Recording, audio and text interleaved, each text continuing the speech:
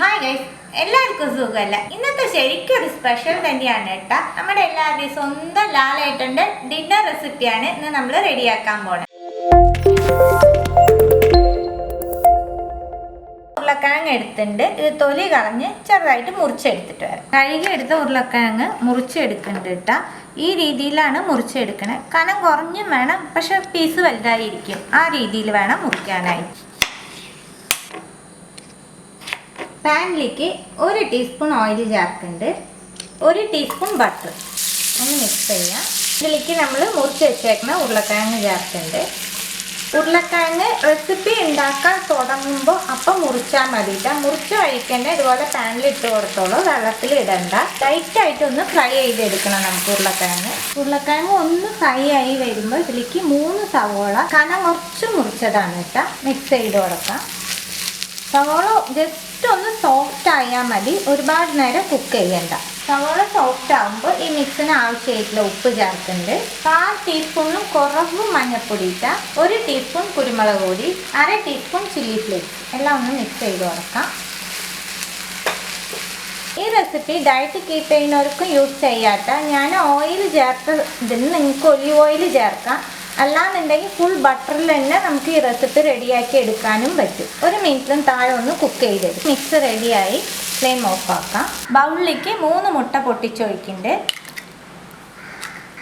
ഉപ്പ് ചേർക്കുമ്പോൾ ശ്രദ്ധിച്ചോളൂ, ഉരുളക്കിഴങ്ങിൻ്റെ മിക്സിൽ ഉപ്പ് ചേർത്തിട്ടുണ്ട്, അതനുസരിച്ച് വേണം മുട്ടയിൽ ചേർക്കാനായിട്ട്.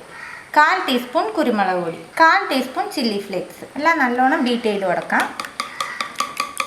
മുട്ട നല്ലോണം ബീറ്റ് ചെയ്തതിന് ശേഷം ഇതിലേക്ക് 1 ടേബിൾ സ്പൂൺ പാല് ചേർക്കുന്നുണ്ട്. പാല് വേണ്ടാന്നുള്ളവർ ഒഴിവാക്കിക്കോളൂ. ഒന്ന് മിക്സ് ചെയ്യാം. ഇതിലേക്ക് നമ്മൾ റെഡിയാക്കി വെച്ചേക്കണം ഉരുളക്കിഴങ്ങിൻ്റെ മിക്സ് ചേർക്കാം. കുറച്ച് ചൂടുണ്ടായാലും കുഴപ്പമൊന്നുമില്ല. എല്ലാം ഒന്ന് മിക്സ് ചെയ്യാം. മിക്സ് ചെയ്തതിന് ശേഷം 5 മിനിറ്റ് ഇത് റെസ്റ്റ് ചെയ്യാനായിട്ട് നമുക്ക് വെക്കണം. 5 മിനിറ്റ് കഴിഞ്ഞിട്ട് റെസ്റ്റ് ചെയ്യാൻ വെച്ചിട്ട് പാനിലേക്ക് 1 ടീസ്പൂൺ ബട്ടർ ചേർക്കുന്നുണ്ട്. ബട്ടർ കരിയാണ്ടിരിക്കാനായിട്ട് 1 ടീസ്പൂണിന് താഴെ ഓയിലൊന്ന് സ്പ്രെഡ് ചെയ്ത് കൊടുക്കാം. എല്ലാവസ്ഥയ്ക്കും ഒന്ന് സ്പ്രെഡ് ചെയ്ത് കൊടുത്തോളൂ കേട്ടോ. റെഡിയാക്കി വെച്ചേക്കണേ മുട്ടയുടെ മിക്സ് ചേർക്കുന്നുണ്ട്. മിക്സ് എല്ലായിടത്തേക്കും ഒന്ന് സ്പ്രെഡ് ചെയ്ത് കൊടുത്തോളൂ. മീഡിയം ഫ്ലെയിമിൽ അടച്ച് വെച്ച് 5 മിനിറ്റ് കുക്ക് ചെയ്തെടുക്കാം. അടിഭാഗം റെഡിയായി ഉണ്ടാവും. നമുക്കിത് മറച്ചിട്ട് കൊടുക്കാം. ഇത് വേറൊരു പാനിലേക്കാട്ടാണ് നമ്മൾ മറക്കുന്നത്. ഇതൊരു ഭാഗം കുഴിഞ്ഞു പോയിട്ട് അത് ഉരുളക്കിഴങ്ങിൻ്റെ മിക്സ് ആ ഭാഗത്ത് വരാത്ത കാരണമാണ് കുഴിഞ്ഞു പോയത്. നിങ്ങൾ ചെയ്യുമ്പോൾ കറക്റ്റ് ആക്കിക്കോളൂ. ഇനി നമുക്ക് അടിഭാഗം കൂടി വേവിച്ചെടുക്കാം. അടിഭാഗം റെഡി ആയിട്ടുണ്ടാവും. നമുക്ക് വേറൊരു പ്ലേറ്റിലേക്ക് മാറ്റാം. ഇത്രയേ ഉള്ളൂ. സിമ്പിളായിട്ട് റെഡിയാക്കാൻ പറ്റുന്ന റെസിപ്പിയാണ്. അടിപൊളി ടേസ്റ്റാണ് കേട്ടോ. ഞാൻ 2-3 പ്രാവശ്യം ട്രൈ ചെയ്ത് നോക്കിയിട്ടാണ് നിങ്ങളുടെ അടുത്ത് പറയുന്നത്. ഡിന്നർ റെസിപ്പി ആയ കാരണം ഇത് 1 പീസ് കഴിച്ചാൽ മതിയിട്ടാ വയറ് നിറയാനായിട്ട്. 4 പേരുണ്ടെങ്കിൽ ഇത് ധാരാളമായിട്ടുള്ള റെസിപ്പിയാണ്. അപ്പം എല്ലാവരും ട്രൈ ചെയ്ത് നോക്കണം. ട്രൈ ചെയ്ത് നിങ്ങളുടെ ഫീഡ്ബാക്കൊക്കെ അറിയിക്കുക. പുതിയൊരു റെസിപ്പി ആയിട്ട് അടുത്ത വീഡിയോയിൽ കാണാം. See you. Bye.